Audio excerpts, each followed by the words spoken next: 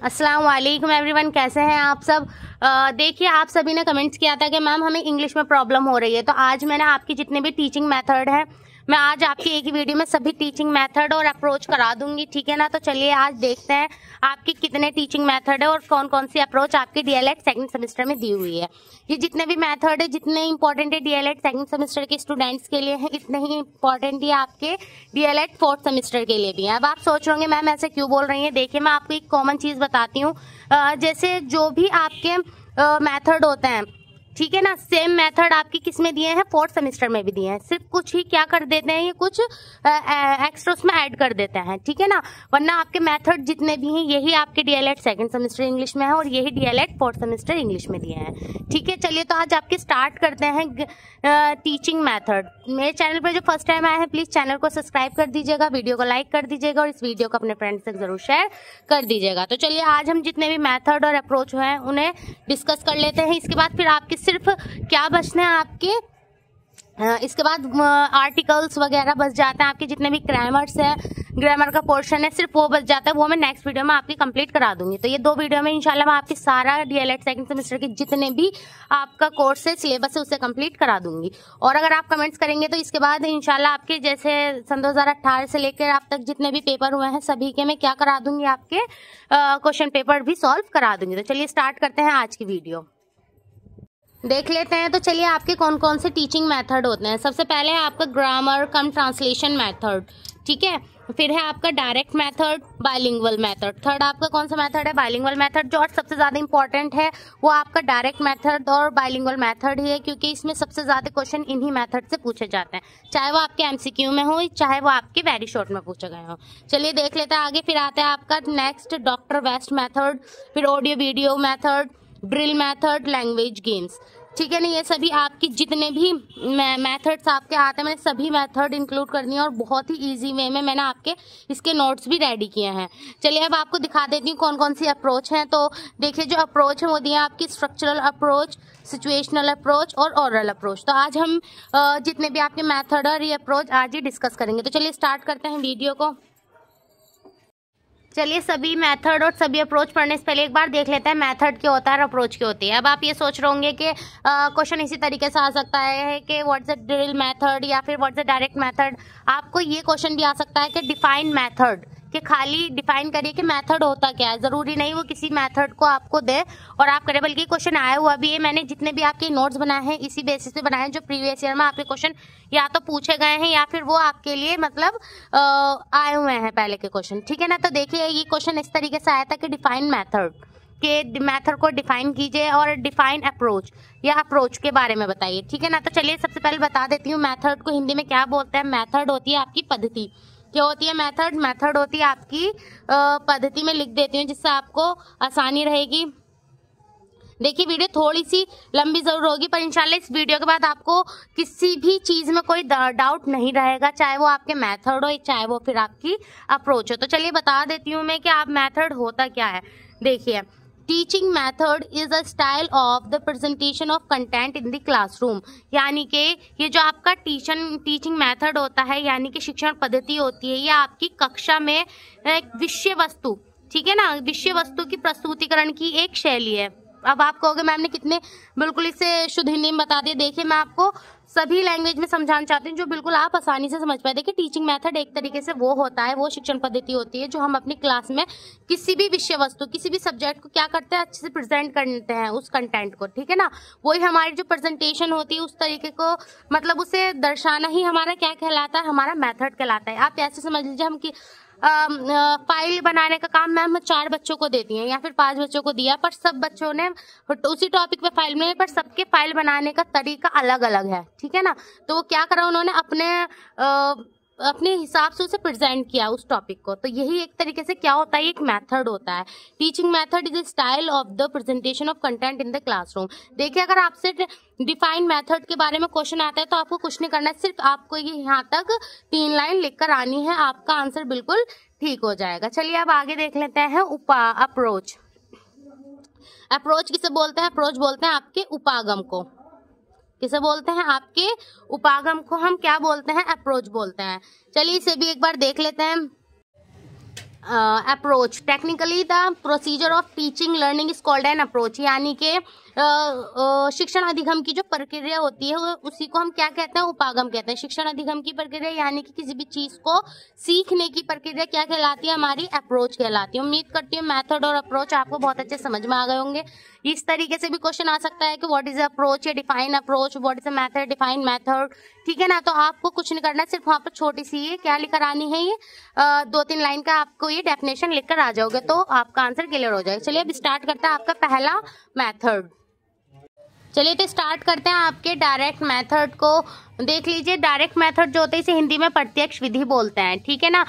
ये जो direct method है आपका, ये आपके लिए बहुत ज़्यादा इम्पोर्टेंट है बिकॉज इसके जितने भी क्वेश्चन है डीएलएड सेकंड सेमेस्टर में बहुत टाइम क्या हुए हैं, रिपीट हुए हैं ये क्वेश्चन। डायरेक्ट मेथड और बाइलिंगुअल मेथड के, तो ये दोनों मेथड को आपको बहुत अच्छे से करना है। इसलिए मैंने इसकी जितने भी टॉपिक इंपॉर्टेंट थे इसके, चाहे वो करेक्टरिस्टिक हो, चाहे इसकी मेरिट्स हो या इसकी डिमेरिट्स हो, मैंने सभी इसमें ऐड की हैं, ठीक है। चलिए तो स्टार्ट करते हैं आपके डायरेक्ट मेथड यानी कि प्रत्यक्ष विधि को। देखिए, direct method is also known as that oral method and natural method. ये जो आपका डायरेक्ट मेथड है ये ओरल मेथड और नेचुरल मेथड के नाम से भी जाना जाता है। This method is devised in 1901 by international phonetic association. ये जो आपका मेथड है इंटरनेशनल फोनेटिक एसोसिएशन द्वारा विकसित किया गया था। कब, कहाँ पर, फ्रेंच में।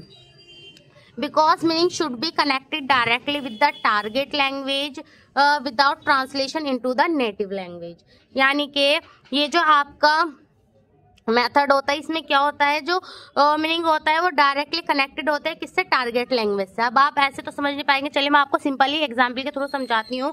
मान लीजिए डायरेक्ट मेथड क्या होता है। डायरेक्ट मेथड वो है, मैं किसी बच्चे को इंग्लिश सिखा रही हूँ, ठीक है। फॉर एग्जाम्पल मान लीजिए मैं किसी बच्चे को इंग्लिश सिखा रही हूँ, तो मैं जब उस बच्चे को इंग्लिश सिखाऊंगी तो मैं वहाँ पर हिंदी या कोई और सी लैंग्वेज का यूज़ नहीं कर सकती, यानी कि इसमें हम मदर टंग का यूज़ नहीं करते हैं। अगर हम किसी लैंग्वेज को सिखा रहे हैं तो हम उसी लैंग्वेज में बात करेंगे और उसी लैंग्वेज में उस बच्चे को वो लैंग्वेज सिखाएंगे, ठीक है। तो मैं उम्मीद करती हूँ आपको समझ में आ गया होगा। यानी कि मान लीजिए किसी भी लैंग्वेज को सिखाने के लिए इंग्लिश टू इंग्लिश में बात करनी होगी उस बच्चे से। मान लीजिए इंग्लिश सिखा रही हूँ मैं, तो इंग्लिश टू क्या होगा, इंग्लिश टू इंग्लिश सिखाएंगे। अगर मान लीजिए मैं उसे उर्दू सिखा तो उर्दू टू उर्दू लैंग्वेज हमें उसके सामने यूज करनी होगी। यही आपका क्या होता है, ये आपका डायरेक्ट मेथड होता है। देखिए कॉन्सेप्ट यानी कि जो मीनिंग है, डायरेक्ट कनेक्टेड किससे होता है, अपने टारगेट यानी कि लैंग्वेज से, ठीक है। उम्मीद करती है यदि डायरेक्ट मेथड की डेफिनेशन। अब इसकी देख लेते हैं मेजर करेक्टरिस्टिक, क्योंकि इसकी करेक्टरिस्टिक्स भी कई बार पूछी गई हैं। तो देख लेते हैं डायरेक्ट मेथड की करेक्टरिस्टिक कौन कौन सी होती हैं।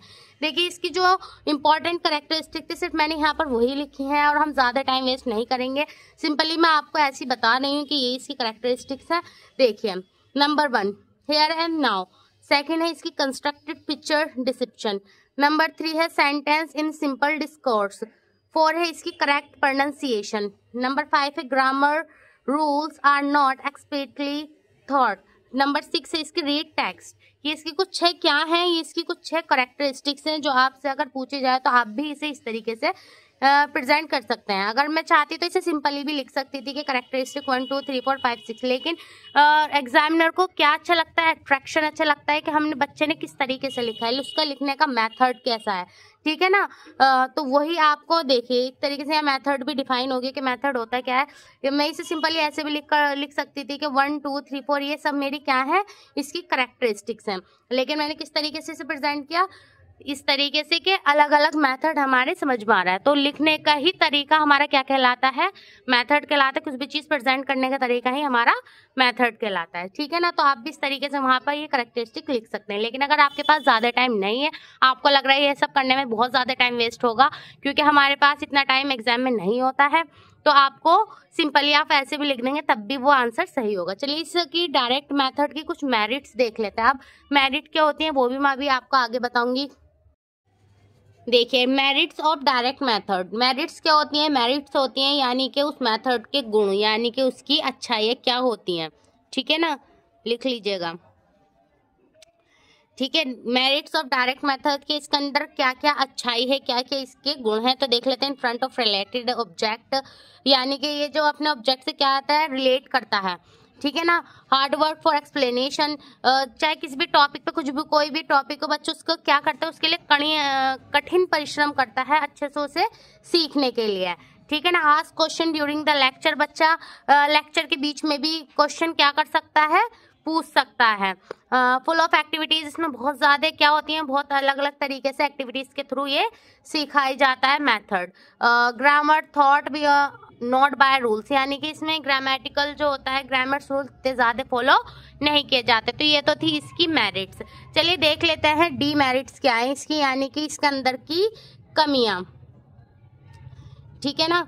चलिए इसकी कमियां देख लेते हैं। डायरेक्ट मेथड, रीडिंग और राइटिंग नॉट ऑन फोकस। चलिए पहले मैं आपको ये बताने से पहले एक चीज़ बताती हूँ। एक होते हैं आपके, आप सबको शायद मालूम भी होगा, नहीं मालूम होगा तो पता चल जाएगा, वो होते हैं आपके लैंग्वेज स्किल्स।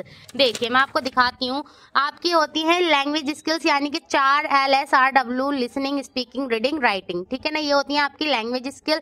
इससे रिलेटेड भी आपका सन 2019 में भी आई थिंक आया हुआ, सन 2021 में भी। जब मैं आपको प्रीवियस ईयर के पेपर कराऊंगी तब आपको पता चल जाएगा कि इतनी छोटी छोटी चीज़ में हमारे 1-1, 2 नंबर कैसे सही हो जाता है।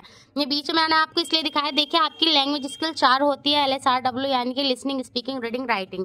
आपकी जो ये L और R होता है, ये कहलाता है आपका रिसेप्टिव स्किल।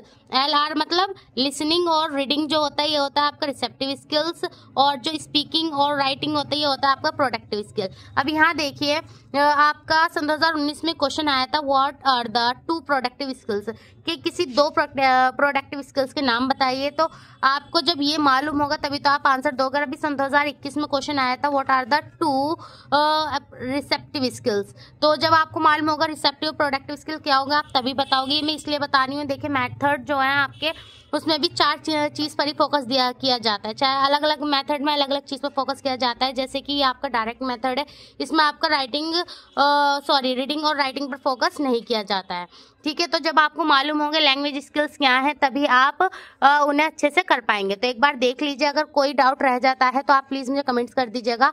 देखिए ये है आपके लैंग्वेज स्किल्स, तो ये ज़रूर ध्यान रखिएगा, इसे बना भी लीजिएगा। आप चाहें तो इसके स्क्रीनशॉट भी ले सकते हैं, ठीक है ना। देखिए LSRW, L और R क्या है, रिसेप्टिव स्किल, S और W क्या है आपका प्रोडक्टिव स्किल। चलिए उम्मीद करती हूँ आपको समझ में आ गया होगा। आ जाते हैं अपने उसी टॉपिक पर, डीमेरिट्स पर। तो इस पे किस चीज़ पर फोकस नहीं किया जाता, डायरेक्ट मेथड पर, रीडिंग और राइटिंग पर फोकस नहीं किया जाता है। This method is not appointed in Indian school. ये हमारे इंडियन स्कूल में इस मेथड को नहीं अपनाया जाता, क्योंकि हमारे यहाँ क्या होता है, बच्चों को कुछ चीज़ सिखाने के लिए उसकी मदर टंग का भी यूज़ किया जाता है। और इसमें क्या होता है, इसमें मदर टंग यूज़ नहीं होती, इसमें इंग्लिश टू इंग्लिश या फिर जो लैंग्वेज सिखा रहे हैं उसी लैंग्वेज में बात की जाती है। ईच स्टूडेंट्स नॉट सेटिस्फाई, इससे भी ज़्यादातर स्टूडेंट क्या है, सेटिस्फाई नहीं है। एक चीज़ और देख लीजिए, ये तो थी मेरिट्स और डीमेरिट्स। ये मैं सिर्फ उन्हीं की मेरिट्स और डीमेरिट्स कराऊंगी जिसकी प्रीवियस ईयर में पूछी गई हैं। डायरेक्ट मेथड में पूछी गई थी तो इसमें करा रही हूँ, और बायलिंगुअल मेथड में पूछी गई हैं तो मेरिट्स और डीमेरिट्स उनकी कराऊंगी। लेकिन और सबकी सिर्फ डेफिनेशन ही मैं आपको कराऊंगी, इसलिए इसमें थोड़ा टाइम लग रहा है। देख लीजिए आगे मेन चीज़ और रह गई है।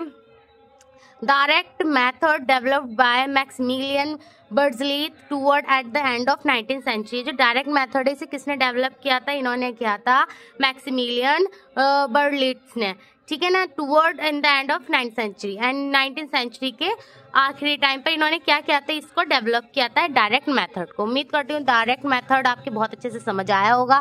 अगर कुछ चीज़ नहीं समझ आई तो प्लीज़ कमेंट्स कर दीजिएगा। चलिए दूसरा मेथड करते हैं, बायलिंगुअल मेथड। उसमें भी थोड़ा टाइम लगेगा, लेकिन उसके बाद जितने भी मेथड है वो बहुत जल्दी से हम कवर कर लेंगे। ये वीडियो थोड़ी लंबी जरूर होगी, लेकिन इंशाल्लाह इसमें आपके सारे डाउट क्लियर हो जाएंगे। चलिए आगे का मेथड देखते हैं। देखिए सेकंड मेथड है आपका बाइलिंगुअल मेथड। ये भी बहुत ज़्यादा इंपॉर्टेंट है, लेकिन इसमें आपकी क्या पूछी जाती है, या तो डेफिनेशन पूछी जाती है, ज़्यादातर आपकी डेफिनेशन ही पूछी जाती है। और फिर उसके बाद कभी कभार इसके आई थिंक 2018 में इसकी मेरिट्स पूछी गई थी, ठीक है ना। तो चलिए देख लेते हैं बाइलिंगुअल मेथड। बाइलिंगुअल मेथड को हिंदी में बोलते हैं द्विभाषी विधि। Bilingual method developed by C.J. Dodson. इसे किसने विकसित किया था, इसने C.J. डॉटसन ने विकसित किया था। ये आपके लिए इंपॉर्टेंट है, पूछ सकते हैं, तो इसका नाम अच्छे से याद रखिएगा।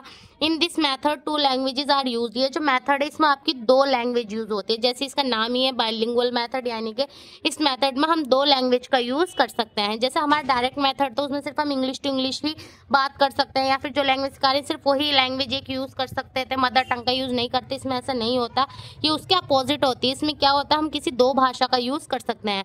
जैसे target language is that which we learn by mother tongue, यानी कि हम अपनी कोई सी भी लक्ष्य भाषा जिसे हम सीखना चाह रहे हैं उसे बोलते हैं हम टारगेट लैंग्वेज, ठीक है ना।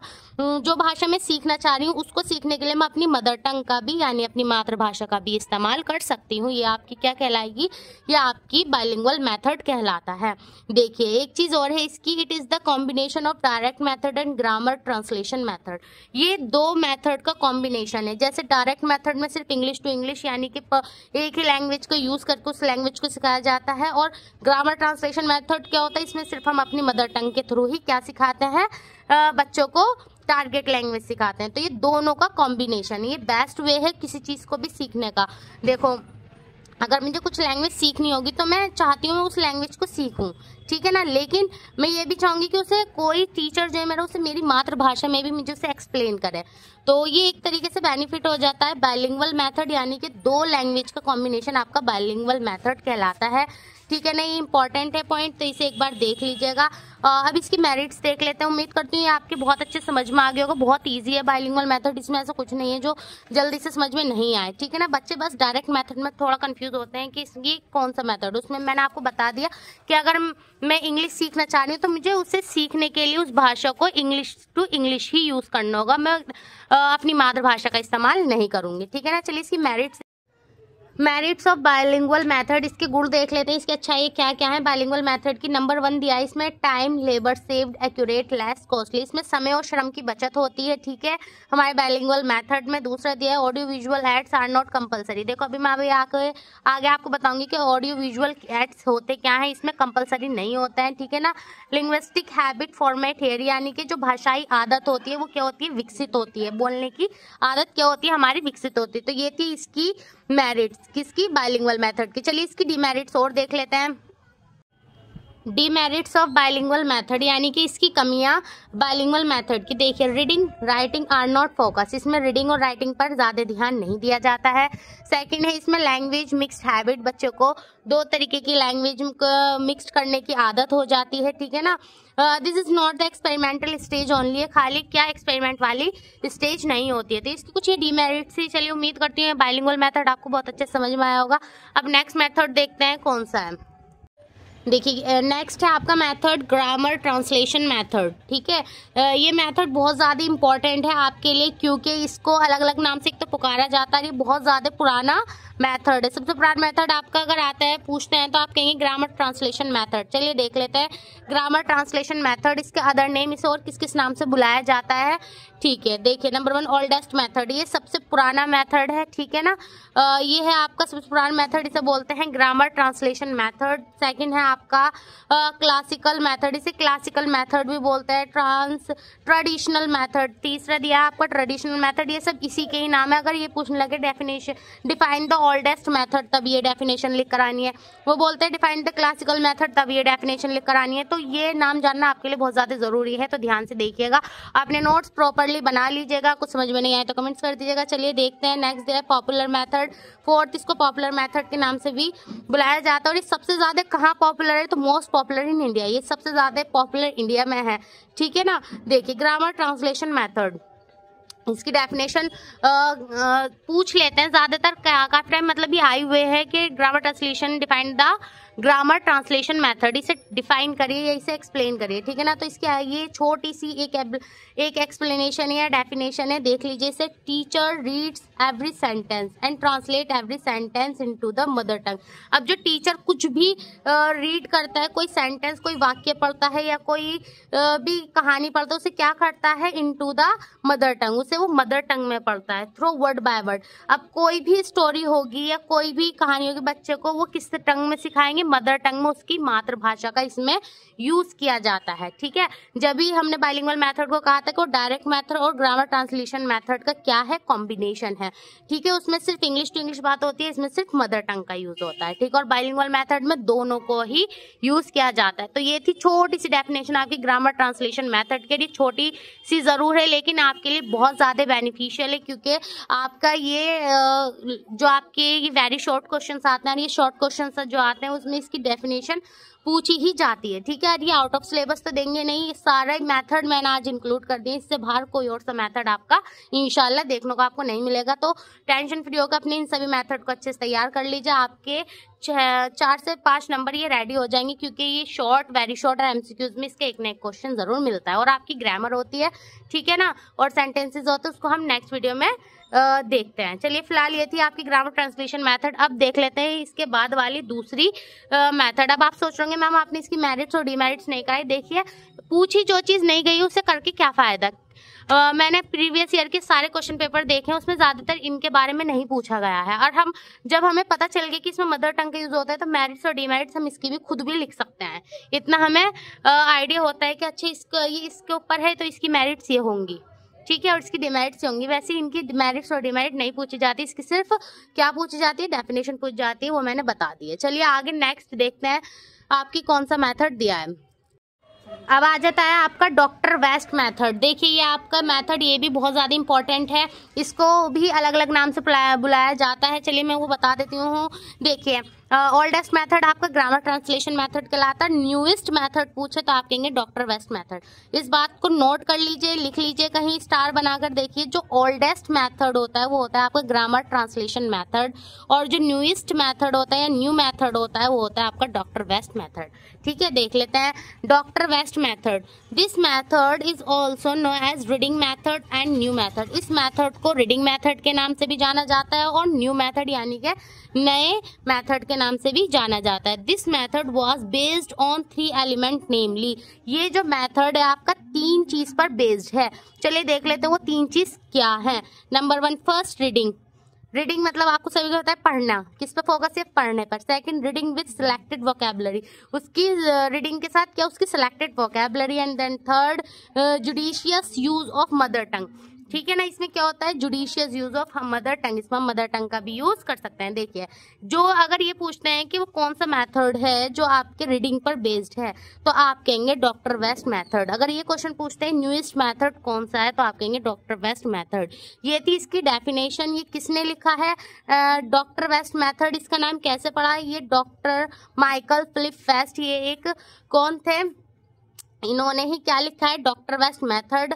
इन्होंने ये मेथड लिखा और इन्हीं के नाम पर, ठीक है ना, इस मेथड को बनाया गया है, डॉक्टर माइकल फिलिप वेस्ट। ठीक है, ये किस चीज पर फोकस है, रीडिंग हैबिट डेवलप करने पर ये आपका मेथड फोकस है। उम्मीद करती हूँ ये भी आपको बहुत अच्छे समझ में आ गया होगा। मैं ज्यादा टाइम नहीं लूंगी, ठीक है ना, जो सिर्फ मेन है उसे वर्ड टू वर्ड बात करेंगे।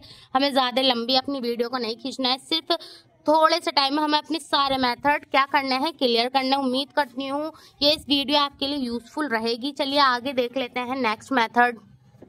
देखिए, आपका लास्ट मेथड है ऑडियो वीडियो मेथड। इसके बाद सिर्फ आपके लैंग्वेज गेम्स जो है वो मैं आपको समझा दूंगी। ठीक है, देखिए ऑडियो वीडियो मेथड क्या है आपका, ऑडियो विजुअल एड्स क्या होते हैं और ऑडियो वीडियो मेथड आपका क्या है। देखिए, पहले मैं बता देती हूँ ऑडियो विजुअल एड्स क्या है। The audio visual ad refer to the both sound and picture which is the typically in the form of the slide or video and recorded speech or music। देखिए, audio visual add आपके वो होते हैं जिसमें हम picture देख भी सकते हैं और उसमें आवाज सुन भी सकते हैं, जैसा आपका टेलीविजन।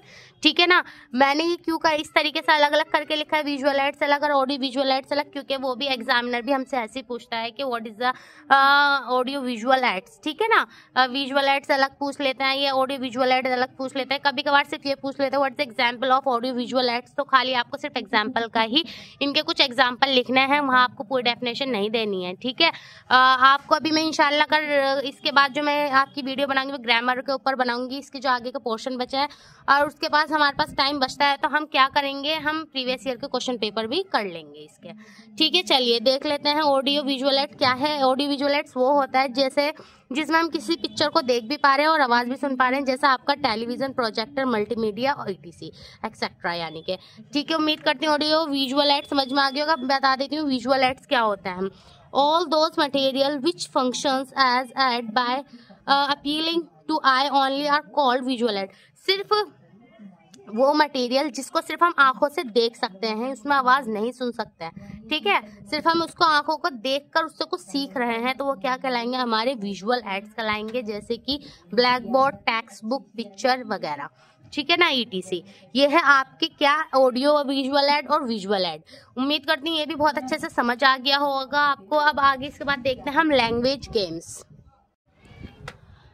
चलिए आ जाते हैं अब आपके लैंग्वेज गेम्स पर। यह आपका नेक्स्ट टॉपिक है, इसके बाद आपके अप्रोच आ जाएंगी, यहाँ पर आपके मेथड कंप्लीट हो जाता है। देखिए language games. A language games is a philosophical concept developed by Ludwig विटगेंस्टाइन।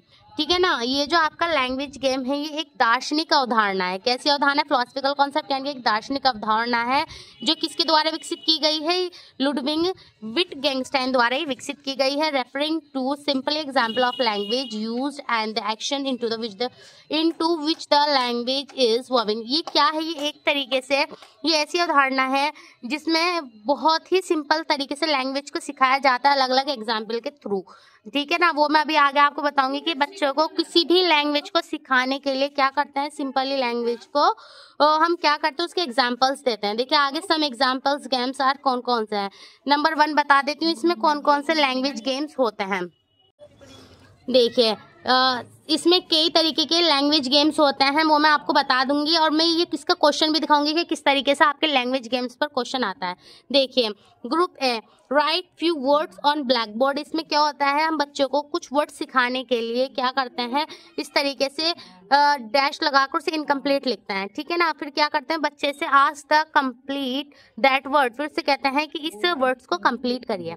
अब हमारे जो BTC वाले हैं, हमारे जो DLED का सेकंड सेमेस्टर, उसमें इंग्लिश में किस तरीके से आपका क्वेश्चन आता है, चलिए मैं दिखा देती हूँ आपको। देखिए सन 2020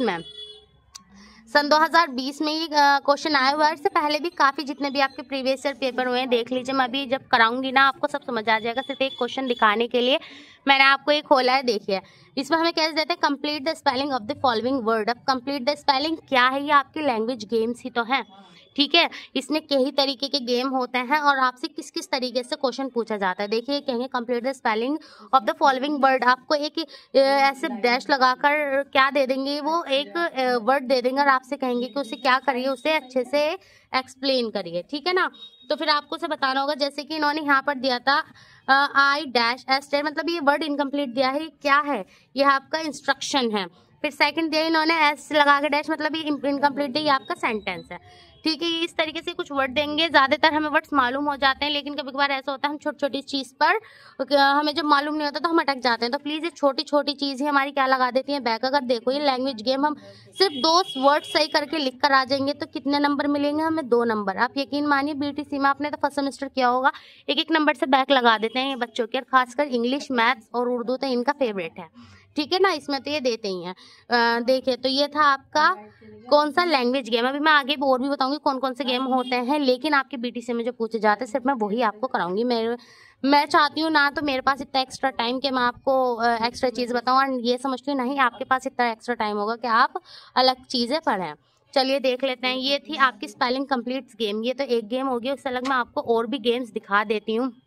देखिए उससे अलग और गेम्स कौन कौन से होते हैं, sentence completion games, the revision games, reading games, questions game भी आपके आ जाते हैं। ठीक है ना, स्टोरी कंप्लीशन, ओरल गेम। तो ये तो कुछ गेम्स, इसे बोलते हैं लैंग्वेज गेम्स, और अभी मैंने आपको दिखाया भी है कि आपके उसमें किस तरीके से इन गेम्स को देते हैं। तो उम्मीद करती हूँ कि आपकी समझ आ गया होगा कि लैंग्वेज गेम्स होते क्या हैं, और आपके जो ये प्रीवियस ईयर के पेपर होते हैं इसमें किस तरीके से दिए गए हैं। 2-2 नंबर में आते हैं भाई ये लैंग्वेज गेम। क्यों छोड़ रहे हो इसको, इस तरीके से करो कि आपको तो ये जो हल्की चीज़ है ना, बच्चे क्या करते हैं जो भारी चीज़ हो उसके पीछे जो टफ होता है उसके पीछे भागते रहते हैं। अरे हम तो डायरेक्ट नहीं आ रहे, पैसिव एक्टिव वॉइस नहीं आ रहे। जो तुमसे आता है उसे इतने अच्छे से कर लो कि वो बिल्कुल गलत नहीं हो। ठीक है ना, तो प्लीज़ अपनी तैयारी अच्छे से लेके चलिए। अब हम स्टार्ट करते हैं अप्रोच। देखिए अब आ जाते हैं आपके अप्रोच यानी कि उपागम पर। 3 तरीके की अप्रोच होती हैं, स्ट्रक्चरल अप्रोच, सिचुएशनल अप्रोच और ओरल अप्रोच। देखिए होती तो 3 है, आपके जो सिलेबस में दिया है, मैं पर आपको क्लियर बता देती हूँ जो बहुत ज़्यादा इंपॉर्टेंट है, वहाँ भी इंपॉर्टेंट है आपके लिए, वो है स्ट्रक्चरल अप्रोच। अब स्ट्रक्चरल अप्रोच क्यों इंपॉर्टेंट है वो भी मैं भी आपको दिखाऊंगी। मैं हैंड टू हैंड आपको एग्जाम्पल के थ्रू दिखा रही हूँ क्योंकि जो प्रीवियस ईयर में कितने टाइम पूछे गए हैं। चलिए उसे भी डिस्कस करेंगे, पहले इसको देख लेते हैं स्ट्रक्चरल अप्रोच एक्चुअली होता क्या है। देखिए स्ट्रक्चरल अप्रोच, ठीक है ना, structural approach is an approach, ये ऐसा उपागम है in the study of the language the arrangements of word into the curtain order that convey different meaning. देखो इसमें क्या होता है, वर्ड को एक ऑर्डर में लगाया जाता है, ठीक है ना, अरेंज किया जाता है, एक ऑर्डर में लगाया जाता है और उनका क्या होता है, अलग अलग मीनिंग निकाले जाते हैं। एक तरीके से आप कह सकते हैं वर्डों का हेर फेर, शब्दों का खेल कह दो या शब्दों का हेर फेर, हमारी भाषा में कहें तो वो होगा स्ट्रक्चरल अप्रोच। ठीक है, देखिए इसके एग्जाम्पल बताती हूँ। ही इज वाइज, अब देखो इन्होंने इसी वर्ड को कितना घुमा दिया, he is wise, is he wise, wise he is. अब मैं हिंदी भी बताती हूँ आपको, ही इज वाइज, वह बुद्धिमान है। अब वह कौन है हमें पता नहीं, ठीक है ना, वह बुद्धिमान है, यहाँ तारीफ हो रही है। अब ये इस बाहर निकाल दिया, इज ही वाइज, क्या वो बुद्धिमान है, वर्ड वही है, ये देख लो सेंटेंस मीनिंग बिल्कुल चेंज होगी, क्या वो बुद्धिमान है, वाइज इज, ओहो क्या ये बुद्धिमान है, मतलब यहाँ तो था ही इज वाइज, ये क्या है, इंटेलिजेंट है, वो बुद्धिमान है। अब इसी को ही देखो इन्होंने यहाँ लिख रखा है वाइज ही इज, यानी कि शक के दायरे में, अच्छा क्या ये बुद्धिमान है। इस तरीके से देखो बेस्ड ऑन दी वर्ड, सिर्फ शब्दों का खेल, शब्दों का हेर फेर ही क्या कहलाता है, आपका स्ट्रक्चरल अप्रोच कहलाता है। ठीक है, ये थी आपकी स्ट्रक्चरल अप्रोच की डेफिनेशन, आपके एग्जाम्पल, इससे ज़्यादा कुछ पूछते भी नहीं है, सिर्फ मैं आपके बीटीसी के पॉइंट ऑफ व्यू से ही बता रही हूँ, वरना इसको तो इसकी डेफिनेशन उठाएंगे तो 3-3, 4-4 पेज की इसकी डेफिनेशन है, पूरा घुमा के मीनिंग सिर्फ यही निकलना है। ठीक है, मैंने छोटे छोटे से बहुत ही आपके लिए शॉर्ट करके क्या बनाया है, नोट्स बनाए हैं। चलिए आगे देख लेते हैं स्ट्रक्चरल अप्रोच से अलग सिचुएशनल अप्रोच क्या होती है।